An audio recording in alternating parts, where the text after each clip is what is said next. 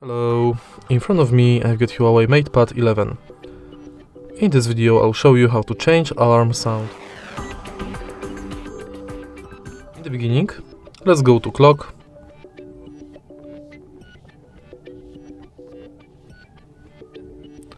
And now enter one of your alarms. Go to sound and select new alarm sound from the list.